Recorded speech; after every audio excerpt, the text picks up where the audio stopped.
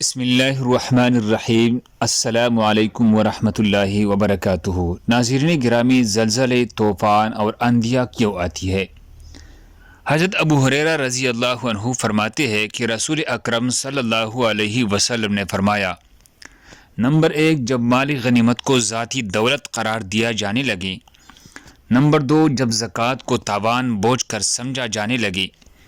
Number 3، جب علم کو دین کے علاوہ کسی اور غرض سے سیکھا جانے لگے۔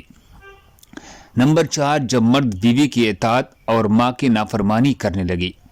نمبر 5، جب بری دوستوں کو قریب اور باپ کو دور کیا جانے لگے۔ نمبر 6، جب مسجد میں شور و غل مچایا جانے لگے۔ نمبر 7، جب قوم و جماعت کی قیادت اس کے فاسق لوگ کرنے لگے۔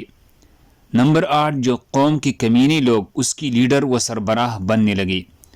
نمبر 9، جب آدمی کی تعظیم اس کے شر اور فتنہ کے ڈر سے کی جانے لگی۔ نمبر 10، جب لوگوں میں گانے والیوں اور ساز و باجوں کا دورہ ہو جائے۔ نمبر 11، جب شرابی پی جانے لگی۔ نمبر 12، جب اس امت کے بعد والے لوگ اگلوں پر لعنت بھیجنے لگے تو تم اس وقت انتظار کرو۔ نمبر 1، سرخ شدید ترین اور طوفانی اندھی کا۔ نمبر 2، زلزلے کا۔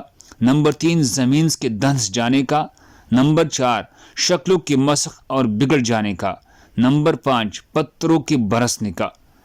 ان چیزوں کے علاوہ قیامت کی دیگر نشانیوں اور علاماتوں کا انتظار کرو، جب اس طرح لگاتار وقوع پذیر ہوگی جیسی لڑی کا دھاگا ٹوٹے اور اس کے دانے پہ درفے کرنے لگے۔